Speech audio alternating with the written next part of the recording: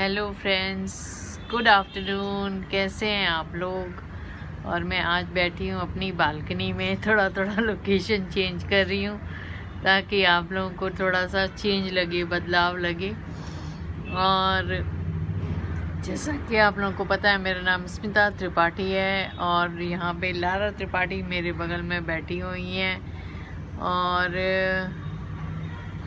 बस एक दिन और ये साल ख़त्म हो जाएगा, बहुत सारी यादों के साथ, बहुत सारे अप्स एंड डाउन्स के साथ। हम सभी ने देखा कुछ ना कुछ, और मैं विश करती हूँ कि लोग अपने चैलेंजेस से जल्दी बाहर निकलें और 2021 सबके लिए ढेरों खुशियाँ लेके आए। सबसे पहले तो हमें कोविड नाम की चीज़ से छुटकारा मिले और सब कुछ नॉर्मल हो जाए फिर से, यही सबसे बड़ा सपना है।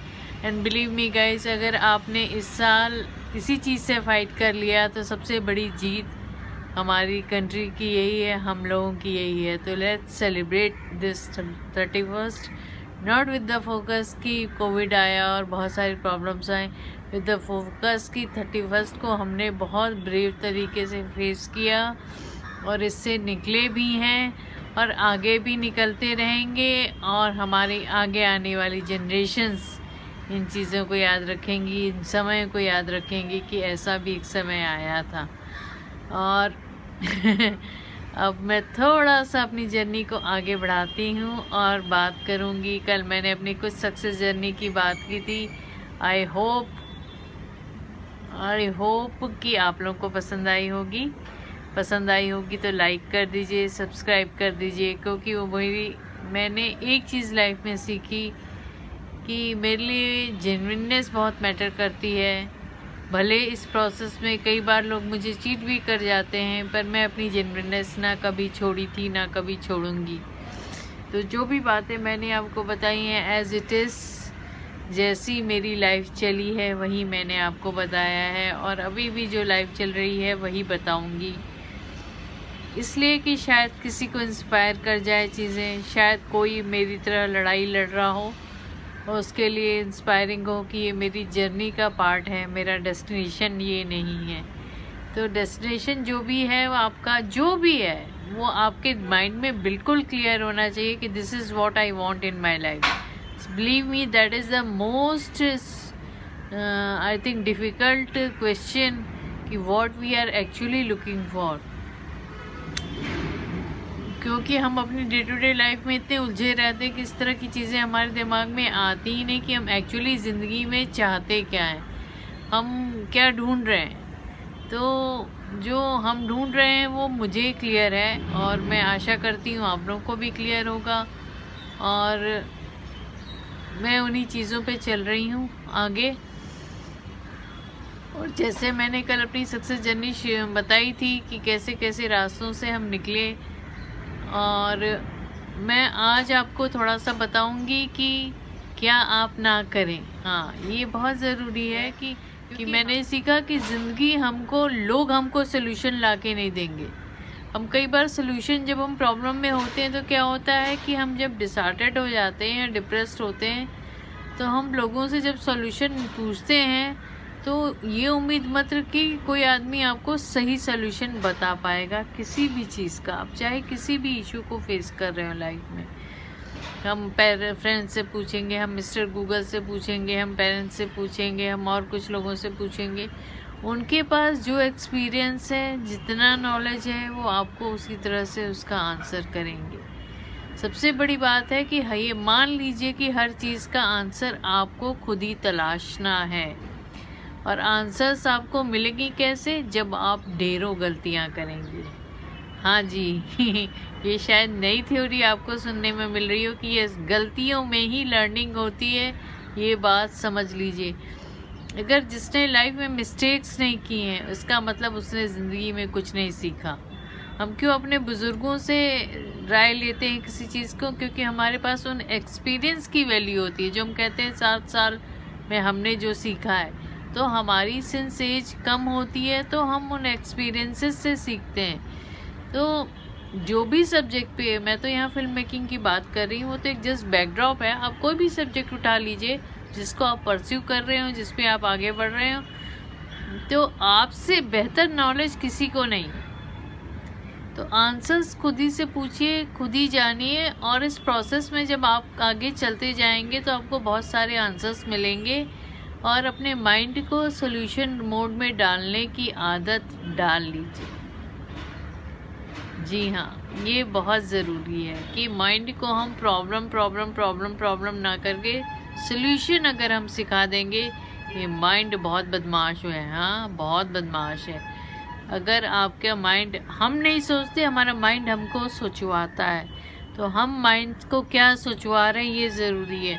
और अल्टीमेटली मैंने लॉजिक भी अप्लाई करके देखा तो मैंने सोचा अरे नेगेटिव सोच के क्या मिलेगा, तो पॉजिटिव क्यों ना सोचूं। आखिरकार जो ढूंढ रहे हैं वो तो पॉजिटिव होके ही मिलेगा। तो मैंने पॉजिटिव डाल दिया अपने माइंड को। तो मेरी जो भी जर्नी में आती हैं, प्रोसेस में चीज़ें आती हैं, वो मेरे लिए प्रोसेस है। मेरी जर्नी का एक प्रोसेस है, एंड नहीं है। ये बात को हमेशा याद रखिएगा आप लोग। मैंने भी याद कर लिया है कि जर्नी के प्रोसेस में चीज़ें आएंगी। आप फिल्म मेकिंग में जब जाएंगे चीज़ें आएंगी, तो वो किसी भी चीज़ में जाएंगे चीज़ें आएंगी। इसके लिए अपने माइंड को पहले से ही प्रिपेयर रखिए, so that it should not become a shock for you, and you should not think कि यार ये मेरे साथ क्यों हो रहा है, why I should talk like a victim, ये मेरे साथ क्यों नहीं हो रहा है। नहीं, ये सबके साथ होता है किसी ना किसी फॉर्म में। किसी के साथ ज़्यादा होता है, किसी के साथ कम होता है, पर होता सभी के साथ है। तो नंबर 1 चीज़, माइंड को सॉल्यूशन मोड में डालिए।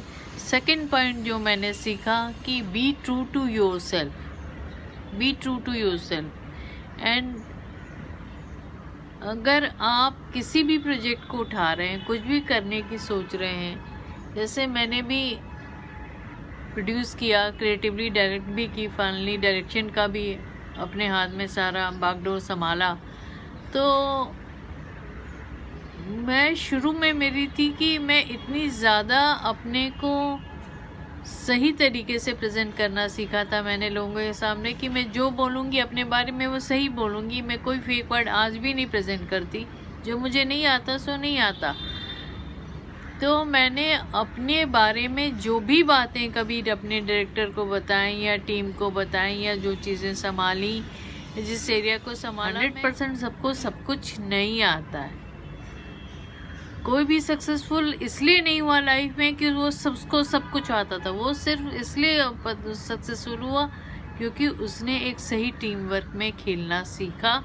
उसको पता था कि उसकी स्ट्रेंथ क्या है, और उसने अपनी स्ट्रेंथ को के बल पे ही चीज़ों को विन किया। तो आपने शुरू से ये बताना चाहिए था, तो ताकि हम शुरू से प्रिपेयर रहते कि भाई ये एरिया इसको नहीं आता है, तो इस एरिया की जैसे बाकी चीज़ें अरेंज की गई। सिनेमा की सारी चीज़ें, आपने कहा कि कैमरा ये लगेगा, दिया गया। आपने कहा लेंसेज ये लगेंगे, दिया गया। आपने कहा टेक्निकल टीम ये रहेगी, दिया गया। आपको सब कुछ जो रिक्वायरमेंट थी सब कुछ दिया गया। तो हमने जब आपके विज़न को सपोर्ट किया, तब आपको भी फेयर हो करके इसको भी बता सकते थे कि भाई ये चीज़ नहीं हो पाएगी मुझसे, तो उसका भी इंतज़ाम किया जाता। क्योंकि अल्टीमेटली तो फिर मुझे उसको हैंडल करना ही पड़ा। तो मैंने भी ये चीज़ सीखी अपने लिए कि मैं हमेशा सही बोलती हूँ। अपने बारे में भी मेरे सही फंडामेंटल्स हैं। आप अपने बारे में लोगों को सही राय बात करिए, और जब आप टीम के साथ टीम वर्क में डिस्कशन कर रहे हैं, चीज़ें रख रहे हैं, तो आप आगे आके खुद बोलिए कि भाई मैं ये स्ट्रेंथ कर सकता हूँ, बट ये नहीं कर सकता, बट ये चीज़ आप मेरे पे 100% छोड़ सकते हैं। और ये तो कोई उम्मीद ही नहीं थी वहाँ पे। तो इस वजह से हमको ज़्यादा इशू थे। और जब मैं सेट पे गई तो मैंने किसी को बताया भी नहीं कि मेरे बैंक में कितने पैसे हैं, नहीं तो लोग हताश हो जाते। ये सारा बर्डन मैंने अपने ऊपर लिया, और मुझे हकीकत पता थी कि कितने पैसे मेरे बैंक में हैं। फिर भी एक विश्वास था कि नहीं, मुझे करना है, और हर हालत में इस साइकी को ब्रेक करना है, इस माइंडसेट को ब्रेक करना है कि हमारे जैसे कॉमन इंसान ये काम नहीं कर सकते। तो हमारे लिए उन बजट का इंतज़ाम करना मुश्किल था। तो पर अच्छी उससे एक बात ये हुई कि मैंने बहुत टाइटली काम किया। जैसे मैंने कल भी बताया था कि हाँ, हमने क्रिकेट नहीं खेला सेट के ऊपर जाके, हमारे लिए शूट एक फन नहीं। किसी का कॉल आ गया था तो मैं बात कर रही थी यहाँ पे कि डायरेक्टर को कितना पता है ये आप अपने नॉलेज में रखिए। और कई डायरेक्टर्स को ये लगता है कि उन्होंने एक्टर से एक्सप्रेशन निकाल दिया तो उनका काम हो गया। हाँ जी, हमने एक्सप्रेशन निकाल दिए और हमारा काम हो गया, पर एक्सप्रेशन से नहीं होता। आपके शॉट्स आपने कैसे लिए हैं, कैसे सीन्स को निकाला है, क्लोज शॉट कितने हैं। क्लोज शॉट ज़्यादातर फुल स्क्रीन पे नहीं अच्छे लगते क्योंकि वो बड़ा सा चेहरा दिखता है, वो आपकी फिल्म को थोड़ा टीवी लुक हो देता है। हो सके तो मास्टर शॉट्स ज़्यादा लीजिए। और मैंने ये चीज़ सीखा अपने एक्सपीरियंस से, इसीलिए हमारे पास एक इशू था कि हमारे पास एक दिन में हमको 7-7 8-8 सीन्स लगे रहते थे। तो आप सोचिए कि एक सीन में कम से कम हर एक के पॉइंट ऑफ व्यू से उन शॉट्स को लिया जाता है। तो आप मान के चलो कि उसके बाद रिहर्स भी होता है उसी में, तो 40 से 45 मिनट्स 50 मिनट्स 1 घंटा, आप कई बार टेक्स ज़्यादा होने लग जाते हैं। कुछ एक्टर्स वैसे परफॉर्म नहीं कर पाते, तो उस वजह से जो चीज़ें हैं वो टाइम लगता है इन चीज़ों पे। तो आप उतने ही सीन्स रखिए जितने सीन्स आपको लगता है कि आप परफेक्टली निकाल ले जाओगे, with the fumble, with the tax, इन सब चीज़ों की प्लानिंग।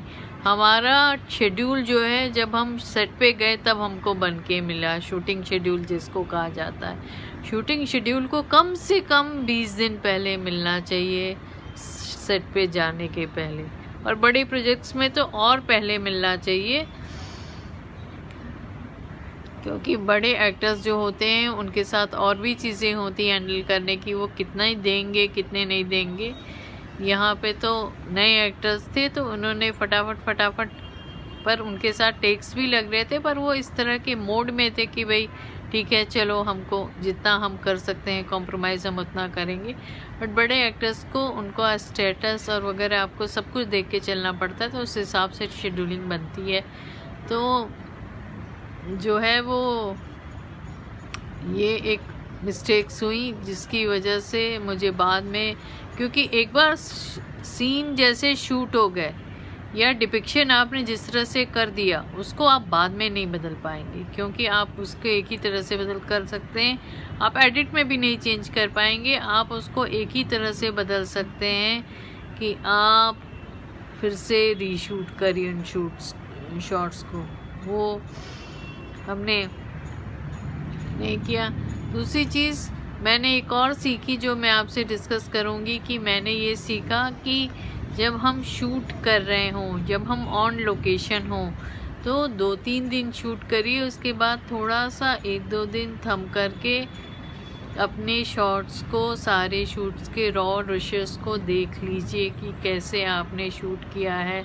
जब उसका DIT कन्वर्जन होता है तो क्या वो ठीक से हो रहा है कन्वर्जन, कैमरा रोल्स को जब डिजिटलाइज किया जा रहा है तो क्या वो करेक्टली हो रही हैं, क्योंकि उसको बाद में ऑफलाइन उसी के ऊपर होता है।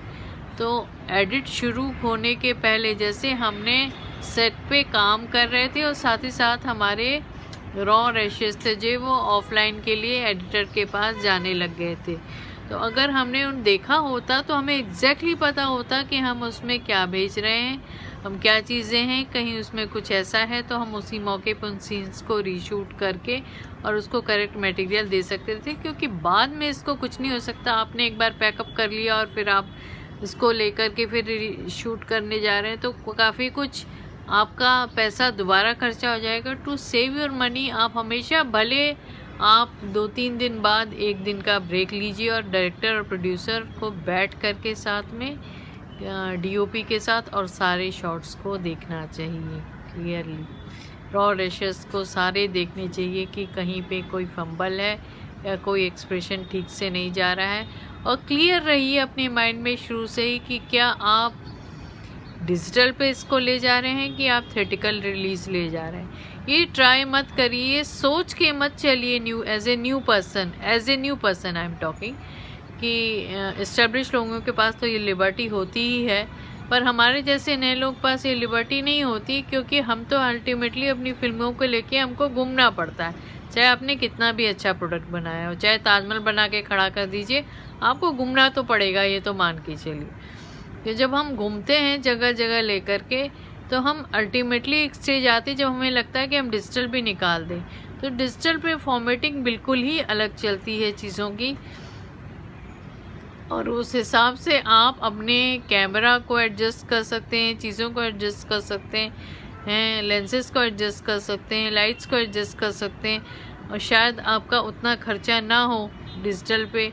तो आप उन चीज़ों को ध्यान में रखिए, क्योंकि सिनेमा में फिर प्योर सिनेमा चलता है। जब आप थिएटर में ले जाते हैं, डिस्ट्रीब्यूशन भी होता है, तो बहुत तरह के खर्चे, मार्केट भी करते हो आप, तो बहुत तरह के खर्चे बढ़ जाते हैं चीज़ों के। इसलिए आप शुरू से क्लियर रहिए कि आप इसको क्या डिजिटल प्लेटफॉर्म पे ले जाओगे कि आप थिएटर में ले जाओगे।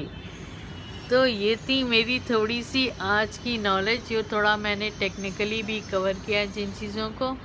और मैं इस व्लॉग को यहीं बंद करती हूँ। अब अगली बार आपसे फिर मिलूँगी, ढेरों बातें करूँगी, जर्नी को आगे बढ़ाऊँगी।